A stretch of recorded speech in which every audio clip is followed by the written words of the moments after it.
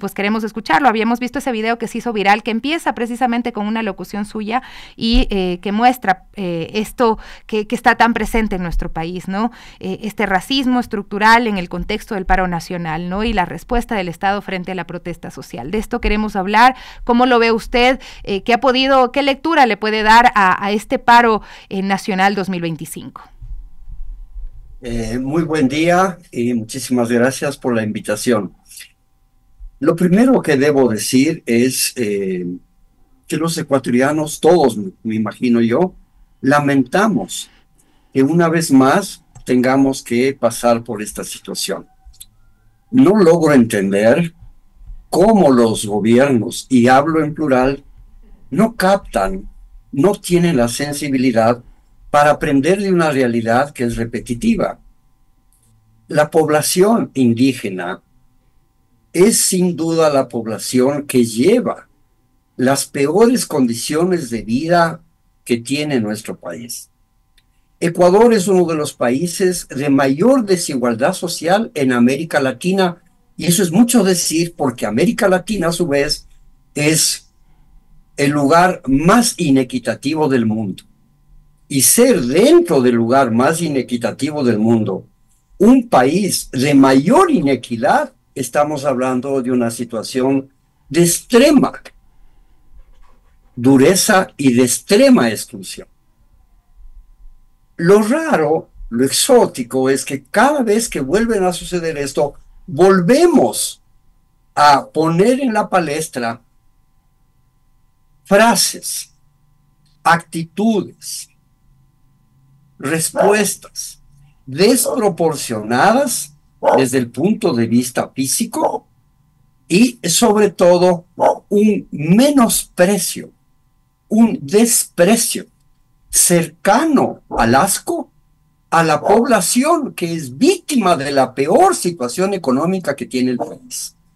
Bajo esta perspectiva, no logro entender cómo los gobiernos no tienen la sensibilidad para responder adecuadamente. Tuvimos una protesta en el año 2019 y todos sabemos el resultado, que el presidente Moreno tuvo que ceder. Tuvimos otra protesta en el 2022 y el presidente Lasso tuvo que ceder. El gobierno actual, con una vanidad cercana a la infantilidad, no aprendió y quiere volver a reinaugurar acciones que de suyo son inadecuadas para la población más pobre del país, no solo la población indígena. Y entonces vuelven a aparecer una serie de presupuestos, todos equivocados, de que los subsidios favorecen a los ricos. Seguramente algo de eso es cierto, pero lo que es obvio es que la eliminación del subsidio, que no es un problema del diésel, no es un problema del combustible, es el problema, el efecto que tiene en el costo de todos los productos que llegan a la sociedad. Ese es el problema, no el diésel, porque hay unos sabios aparecen a decir que si no tienen auto, entonces ¿a qué les afecta? Que solo les favorece a los que tienen carros de alta gama. O sea, ese no es el problema, no es el problema de autos, no es el problema, es el tema de la pobreza.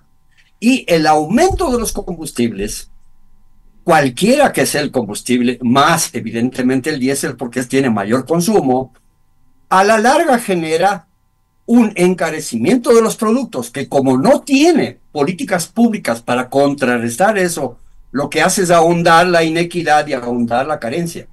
Ese es el problema. Entonces, podríamos poner miles de ejemplos, como, por ejemplo, en la ciudad, el gas no vale 1.60 como se dice, porque hoy en día el negocio de los distribuidores del gas no es vender el gas, sino transportar el gas a las viviendas. Así es. Entonces el gas cuesta $3. Bueno, 4 en estos momentos. Según donde llegue, por supuesto, ya. Pero, por ejemplo, en las comunidades indígenas no hay distribuidoras de gas, por lo tanto, el gas llega desde el centro poblado más cercano que tenga además distribuidor de gas. Y entonces el transporte no es $2, sino que son mucho más y de forma tal que el gas podría llegarles a $8, $10, como sucede en algunas comunidades. Esto el urbano no se da cuenta, ya. Pero si eso sucede con el gas, sucede exactamente lo mismo con el aceite, con el yogur, con la sal, con el fideo, con la leche. Y eso a la larga genera angustia porque la población es pobre y no tiene cómo cubrir ese aumento desmedido de precios que genera. Entonces el problema no es el diésel, sino la pobreza. Y Así es. no hay un aprendizaje para, antes de tomar estas medidas, encontrar acuerdos previos, pero no después, como va a tener que hacer, con certeza. Porque me parece a mí una política equivocada del gobierno jugar a quien aguanta más, porque eso le hace daño a todo el país. Todos estamos con malestar.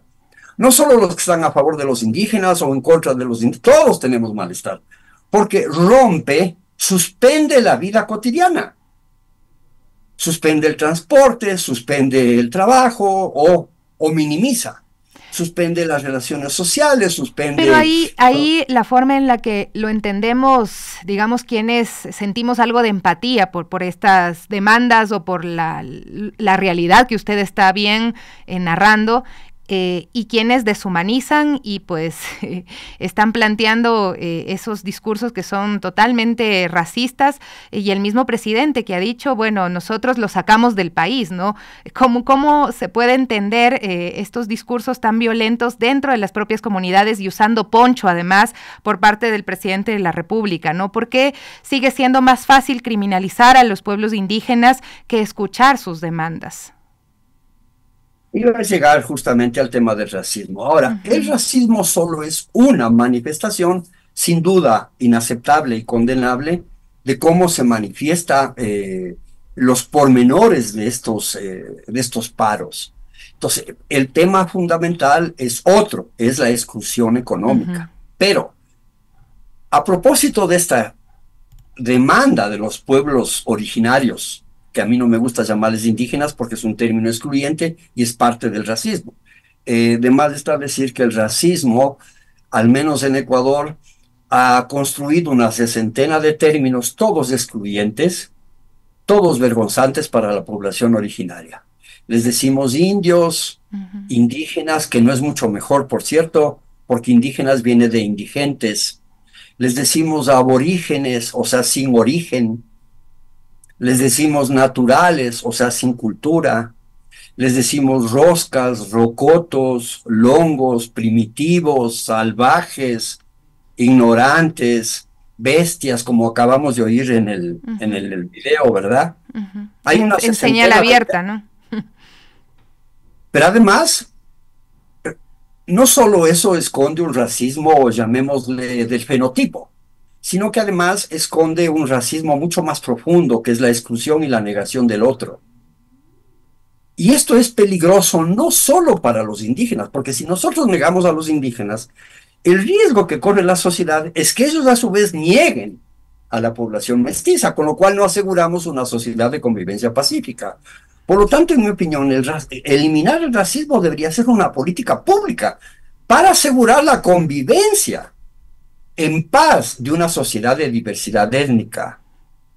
Pero no, cada vez que aparecen estas protestas y reclamos, sin duda justos, lo que vemos es una criminalización, un uso del lenguaje despectivo, un desconocimiento, pero total, de cómo piensa, cómo viven, cómo son. No, no terminamos de entender que la población originaria tiene otra cosmovisión, tiene otra racionalidad, tiene otra forma de entender y organizarse. Y seguimos, para que usted solo se haga una idea, seguimos pensando, y todos piensan igual, que son los dirigentes los violentos. Ujú. En el mundo indígena, el dirigente es una casuística, no es lo importante.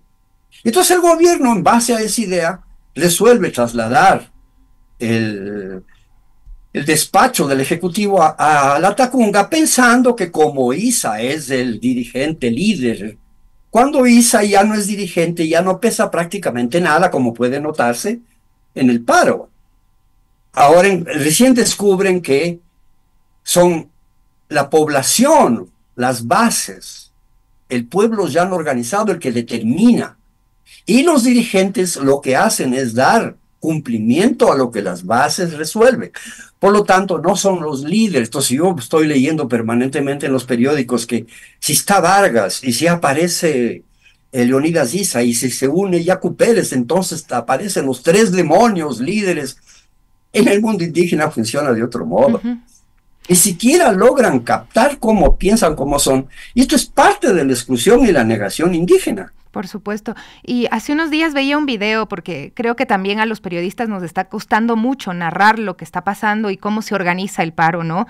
Y veía un video de un turista que se quedó varado en alguna zona, me parece que era por la zona de Azuay, y empieza a tomar como trasbordos, ¿no? A él lo ayudan también en las comunidades y va pagando $1 para que lo pasen de lado en lado, pero más allá del video, que además tiene miles de visualizaciones, él va mostrando cómo es la organización comunitaria y él lo dice, la gente está completamente organizada, o sea, son las madres que sostienen la alimentación, las mujeres indígenas que están sosteniendo a la gente que viene en las noches y que incluso han dicho, les han dado de comer hasta los propios militares, o sea, esa es la cosmovisión y digamos, el sentir del pueblo indígena, ¿no? De que esta pampa mesa alimenta a todos, ¿no?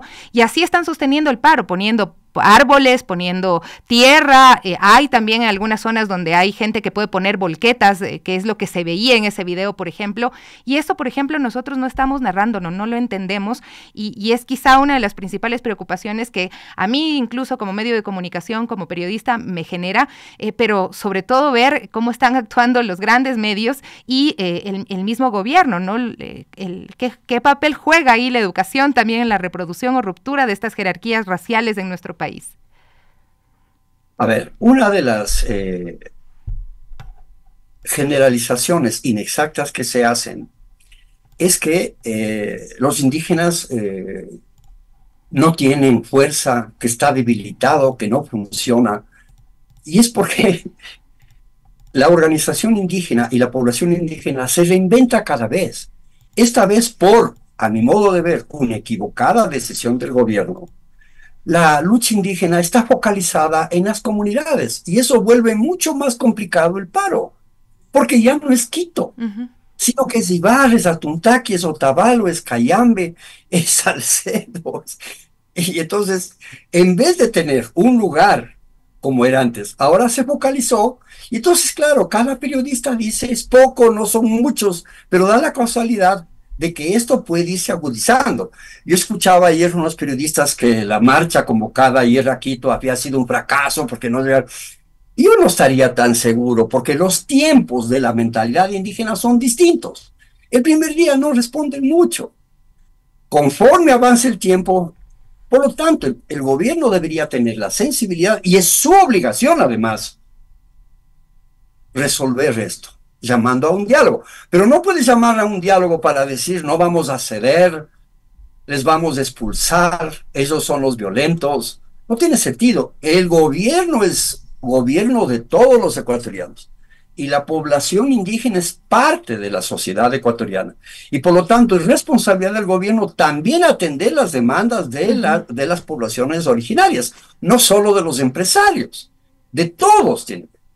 Un Estado tiene que ser Estado para todos, y todos los que estamos no somos homogéneos, somos diferentes en perspectivas, en cosmovisiones, en formas productivas. Y el Estado se conforma por diversidades, y un gobierno sensato tiene que gobernar para todas las diversidades. No siempre es fácil aunar acuerdos, pero en lo posible. No. Entonces, me parece que el gobierno lo que tiene que hacer es él dar el primer paso y llamar a un diálogo, pero concediendo algo. Si no concede nada, lo que va a suceder es que se va a radicalizar. Entonces, todos estos discursos de que no funciona, que no tiene cabida, llevamos 3 semanas ya de paro. Y en el futuro lo que puede suceder es que se agudice. Entonces, ¿qué esperamos? Que hayan más muertos, que hayan más detenidos, más violentados de lado y lado, porque eso es lo que va a suceder. Obviamente no es lo mismo una represión con armas letales y con equipamiento técnico que del otro lado con menor capacidad, llamémosle tecnológica, es obvio. Entonces, desigual la lucha desde el punto de vista tecnológico, pero ni más faltaría que esto se entienda así. Pero antes de evitar escaladas de violencia, es responsabilidad del gobierno resolverlo, porque nos haría bien a todos resolverlo. Pero no poniéndose en esa postura, ¿verdad? Que además es alimentada por un sector de la población blanco-mestiza, que además olvida que su origen es indígena, ¿verdad? Que es parte del racismo. Negar, renegar de la matriz originaria que todos tenemos, independientemente de que sea físico y genético, el tema fundamental es cultural, y culturalmente tenemos una matriz indígena. Aunque alguien, que es poco probable, no tuviera ni un gen originario indígena, pero la comida, la gastronomía, la música, el paisaje, la alimentación, los juegos, la estructura de la familia, son de origen originario. Entonces, culturalmente, tenemos una matriz indígena que no podemos ni negar ni renegar, peor ocultar.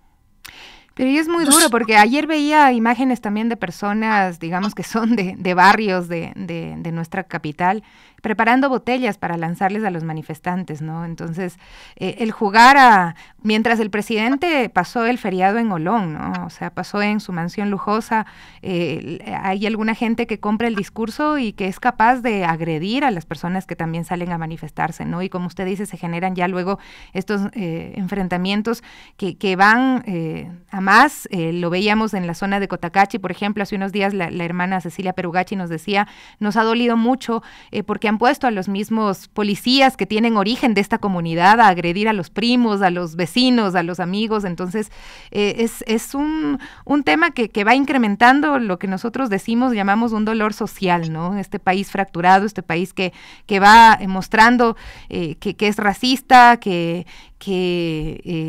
donde el pobre está siempre siendo más y más atacado y criminalizado, ¿no?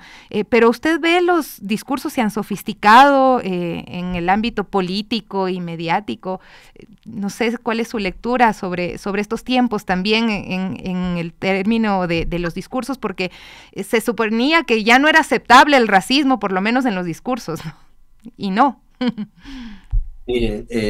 Sería ideal que el racismo desaparezca o al menos se mitigue parcialmente, pero el racismo goza de muy buena salud. El racismo está intacto.